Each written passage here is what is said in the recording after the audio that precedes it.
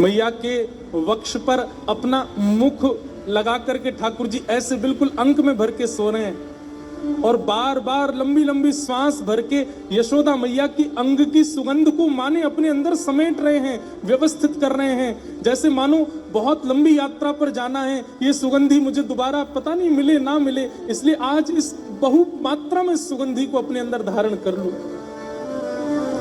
और वहां यशोदा मैया भी लंबी लंबी सांस लेकर के लाला के सिर की सुगंधी को भीतर ले रही है कि परसों आवेगो, लेकिन कल रात्रि निकारवे के काजे मुकु लाला की सिर की सुगंधी कैसे, मैं तो बिना या कुछ सूंघे सो ही ना पाऊं।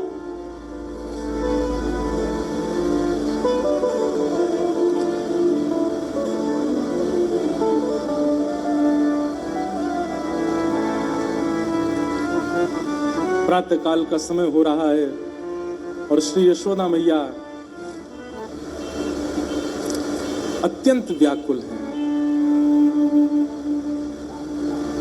सूर्य उदय होते समय सब ब्रजवासी प्रार्थना कर रहे हैं, हे सूर्य नारायण आप उदित मत हो, क्योंकि आपके उदित होते ही कन्हैया चलो जाएगो। सूर्य उदय जैसे ही हुए सब ब्रजवासियों के रो नहीं रहे हैं, बस सिसकारियां चल रही हैं कि अब हम कैसे जिएंगे।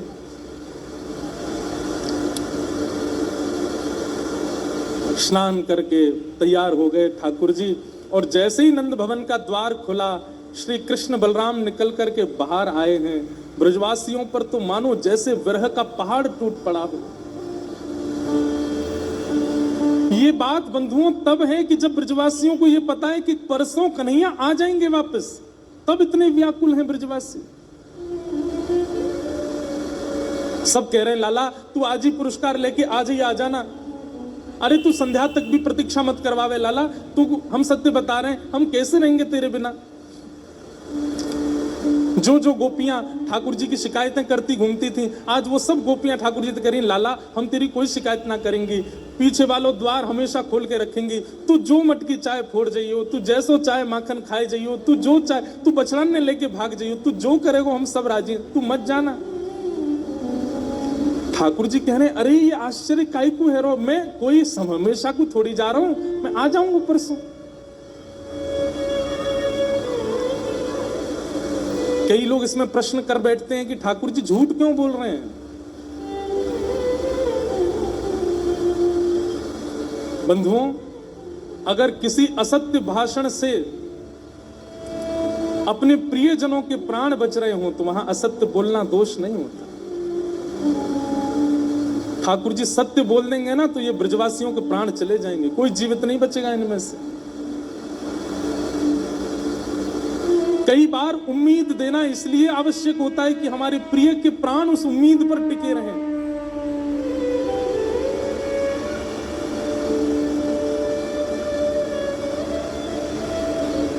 ठाकुर जी उम्मीद इसलिए देके जा रहे हैं कि कहीं आत्मदाह ना कर लें अपना। अरे तुम तो ऐसे रो रहे हो जैसे मैं हमेशा को जा रहा हूं, अरे परसों आ जाऊंगा मैं, और दाऊ दादा है ना मेरे संग, जल्दी ले आवेंगे मोकू। सब ब्रजवासियों से मिल रहे हैं, सब सखाओं से मिल रहे हैं। एक जगह वर्णन करते हैं कि किशोरी जी के सामने ठाकुर जी गए और किशोरी जी से अपनी कुछ भाषा में ठाकुर जी कहते हैं, हे श्यामाजू आप तो सब जाने, आप तो अंतर्यामी हैं कि मोकू लीला विस्तार के लिए ब्रज से बाहर जानो पड़ेगा, कृपा करके मुझे आज्ञा दो।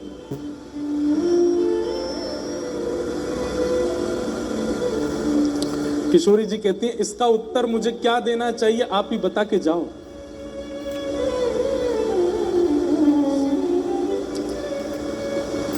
प्रिय जब जा रहा हो तो उसको रोकते नहीं है, टोक लग जाती है। और प्रिय यदि जा रहा हो और उसको कोई रोके ना तो फिर प्रेम कैसा। प्रेम का स्वरूप है कि प्रिय जा रहा हो तो उसको रोकना चाहिए, लेकिन प्रिय यदि शुभ कार्य के लिए जा रहा हो तो उसको रोकना नहीं चाहिए, टोक लग जाती है, कार्य अशुभ हो जाते हैं। मैं क्या करूं, मैं प्रेम के स्वरूप में हूं इसलिए मुझे रोकना चाहिए, लेकिन आप शुभ कार्य का बहाना करके जा रहे हैं तो मैं रोकती हूं तो टोक लग जाएगी। अब इसका उत्तर मैं क्या दूं कि आप जा रहे हैं, मैं रोकूं कि ना रोकूं, बताइए। रोकती हूं तो टोक लगती है, ना रोकूं तो मेरा प्रेम कैसा?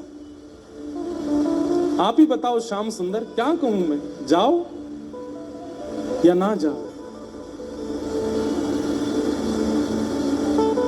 ठाकुर जी के नेत्र सजल हो गए और किशोरी जी के चरणों की ओर देखते हुए श्याम सुंदर मौन वहां से आगे हो गए,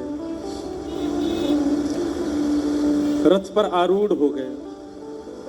जैसे ही रथ पर आरूढ़ हुए, सब ब्रजवासी मानो रथ को पकड़ रहे हैं। कोई कह रहा है इसका चक्का टूट जाए या कि घोड़ा बीमार पड़ जाए। अरे रथ चालक, ये अक्रूर नाम कौन ने धर दिया? या को ये तो महाक्रूर है, ठाकुर जी को लेके जा रहा हूं हमसे दूर।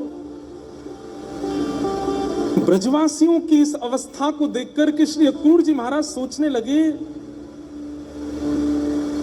ये सामान्य बात नहीं है, ये सामान्य स्थिति नहीं है। और श्री अक्रूर जी महाराज तुरंत रथ से उतर करके दौड़ करके गए और यशोदा मैया को कक्ष में ले जाकर के बोले, मां आप कहीं ज्यादा उम्मीदों में ना रहने लगो, इसलिए मुझे आपको सत्य बताना पड़ेगा। 2 मिनट मेरी बात बहुत ध्यान से सुनिएगा। यशोदा मैया बोली, अरे मेरो लाला जा रहा हूं मिलन, तो बोले मेरी बात सुनिए एक बार। और सब बाहर व्यस्त थे। अक्रूर जी महाराज यशोदा मैया को भीतर कक्ष में ले जाकर के बताते हैं, मैया आज से 11 वर्ष 56 दिन पहले भादों की रात्रि अष्टमी को आपके यहां कृष्ण का जन्म नहीं हुआ था। आपके यहां एक लाली ने जन्म लिया था। ये श्री कृष्ण आपके पुत्र नहीं है, ये श्री कृष्ण देवकी के पुत्र हैं, ये वसुदेव के पुत्र हैं। कंस ने अष्टम गर्भ को नष्ट करने का संकल्प लिया था, इसलिए कंस से अपने बालक की सुरक्षा करने के लिए वसुदेव जी अर्धरात्रि में पता नहीं कैसे कारागृह खुल गए, दरबान सो गए, वो उस बालक को लेकर के गोकुल आए और आपके बगल में नवजात बालिका की जगह इनको सुला करके उस बालिका को ले जाकर के कंस को दिया है।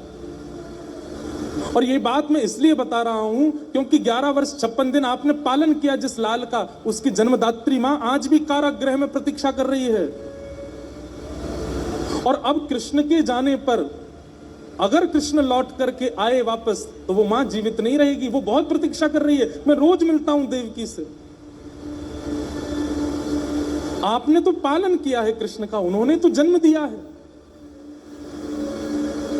इसलिए मां अगर कृष्ण लौट करके ना आवे तो आप परेशान मत होइएगा, क्योंकि वो अपनी वास्तविक मां के पास जा रहे हैं। ये शब्द सुनकर के यशोदा मैया विश्वास नहीं कर पा रही हैं, वो बोल नहीं पा रही हैं, उनके पास शब्द नहीं है, वो पलक नहीं झपक रही हैं, उनका पूरा शरीर ठंडा हो गया है, वो विचार ही नहीं कर पा रही हैं। ये अक्रूर क्या कह रहा है?